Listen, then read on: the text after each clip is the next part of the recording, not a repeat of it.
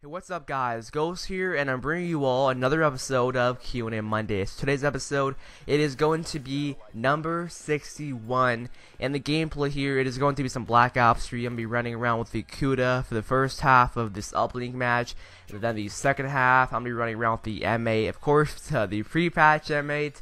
You know, before they nerfed it and did all the stuff to it. It was a pretty amazing weapon. Hopefully it still is. I can't wait to use the M8 when the game actually comes out. It's just an amazing AR, but otherwise, hopefully you guys will all enjoy the gameplay in the background. Black Ops 3 hype coming soon here, November 6th. Oh my god, we're getting close. I can't wait. I can't express the amount of excitement I have. But let's go ahead and start off with the questions. So the first one, it is coming from Snipes Scorps 2017, and he says, Ghost, what type of gun stats would you rather use out of these ones? So he lists like 4 types of gun stats. Number 1 being a high damage gun with no recoil and a low fire rate, a medium high damage gun with medium high recoil and high rate of fire, and then the third one, he lists a high fire rate, no recoil, low damage, and then the last one, a low medium damage gun with no recoil and a medium fire rate. So I think out of those ones, I'd rather use number 3, which is a high fire rate, no recoil, low damage gun. Can you guys tell me what weapon does that remind you of from Black Ops 2? Anyone? And you guessed it wrong, M27. Yeah, that reminds me of the M27 because the M27, it's like it has a sort of a high fire. It shoots like what 750 rounds per minute, and then it has no recoil, and it does have low damage. So I personally love using the M27, and that's why I chose number 3. I just don't mind the low damage on it. It does have, I definitely feel the damage, but overall it's a very good weapon in my opinion. I absolutely love using it. It's like my number 2 most used gun in Black Ops 2. So I'll go with number 3, which you said, you know, a high fire rate, low recoil, and low damage weapon. So the next question, it is coming from Anime Fan, and he says, do you prefer a interactive nuke or a nuke metal? So I prefer having something that you can call in because it just feels more satisfying that you can call it in, and then, like, you know, you just look at the bottom left of the kill feed, you see so and so left the game, so and so left the game again, and so left the game again, and just that's the more satisfying part, you know, because you got a 30 kill streak against them, and they just leave the game once you hear the siren going off from the the or the Cam or the Moab. It's just pretty cool. I just love having it to be able to call in because like like if you get a nuclear medal, of course no one knows you got it. So like if you're like going maybe like 35-2 and you get a nuclear medal, and then it's the end of the match, like no one on the enemy team knows you got a nuclear. Like no one knows at all. The only people who know is, of course, people you're playing with in the party chat. You'd be like, yo, I just got a nuclear. And they'd be like, oh, yeah, I got a nuclear too. And it's like, well, we can't call it in, so the enemy team won't even know at all. Which, I hate that so much. And, you know, when I got my first nuclear in Black Ops 3, I was trying to press the D-pad to call it in, and I couldn't call it in.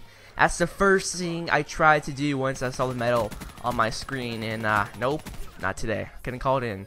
So I prefer having, of course, an interactive medal instead of having just a plain old thing that pops up on your screen saying nuclear. But the next question, it is coming from H2O Scrub YT, and he says, Ghost, what is your opinion on the so-called limited edition Black Ops 3 PS4? Because to most people, it looks like that someone just put a sticker on the console.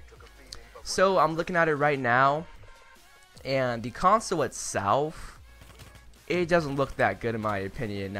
In my opinion, the Advanced Warfare Limited Edition Xbox looks a tad better, just in my opinion, in my eyes, because all the PS4 has, it just looks like has the Black Ops 3 symbol, you know, on top of it, with like orange buttons and like some other symbols, you know, in the front, and it doesn't look that good.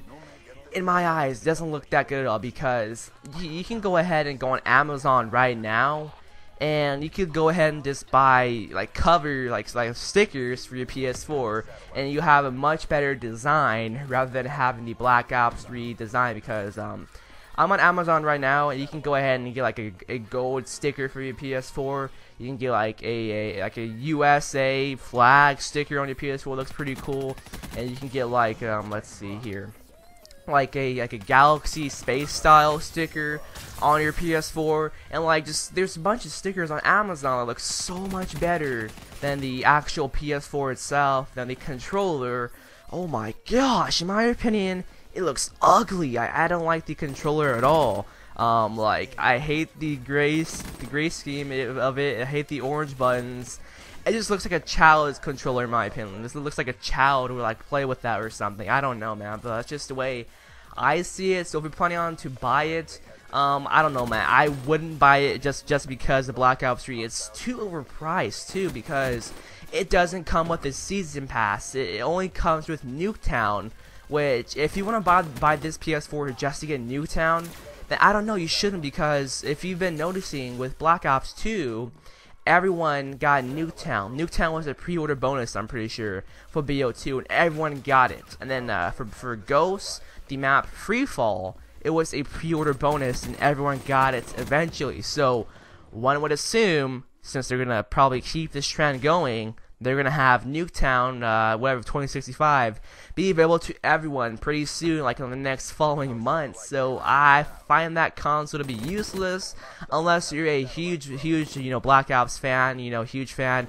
It's probably not even gonna be for sale next year because it's maybe at least, of course, limited edition. But if you want to go ahead and buy it, go ahead and do it. But in my eyes, you shouldn't buy it because it doesn't look that good in my opinion. So the next question, it is coming from Evo, and he says, if you could date any celebrity, who would it be? So, would it be Kate Upton? No surprises, nothing much said right there. The next question, it is coming from Zach Bryan, and he says, if you can meet any COD YouTuber, who would it be?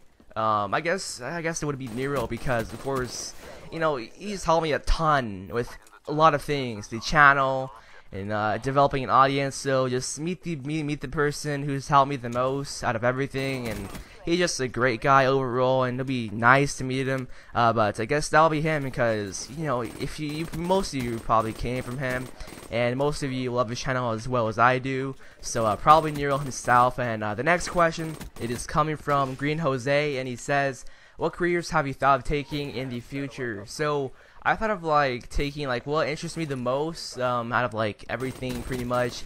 Probably has to be like careers in astronomy. I love space, because like space is literally endless. Like there's nothing about space that's like that you can't learn about. There's like literally everything about space is like, it's crazy. Just look up in the sky, and there's like millions of galaxies out there, and it's crazy. It's so that it interests me the most. Astronomy, maybe like fields in the medical field. I think that interests me too as well, but mainly just astronomy or the medical field pretty much. And I guess those interest me the most. And the next question is coming from H2O Scrub YT again, and he says, how do you play the same game all the time and not get bored? So I do get bored playing Call of Duty sometimes. Of course, right now I'm sort of bored. I'm pretty bored actually, because Black Ops 3 is not out, and I absolutely love that Call of Duty.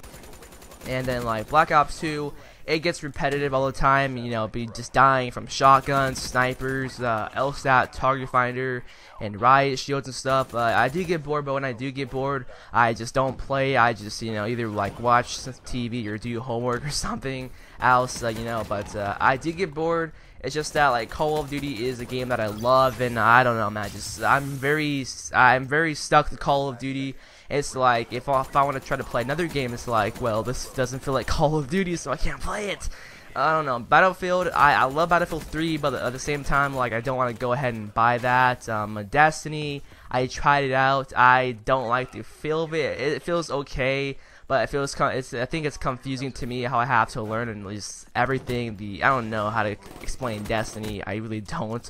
And I guess the last and final question, it is coming from the Handsome Nipple, and he says, Okay, I've been talking with my friend who is a sniper in Call of Duty, and he says that the sniping in Black Ops 3 is really difficult for him, and I'm a good sniper myself, and I even found it difficult sniping in the beta. Do you think the good Lord Vondi will make it a little bit easier, or keep it the same way, and people will have to get used to it, because even Jeff and the other guys at FaZe are kind of sucking.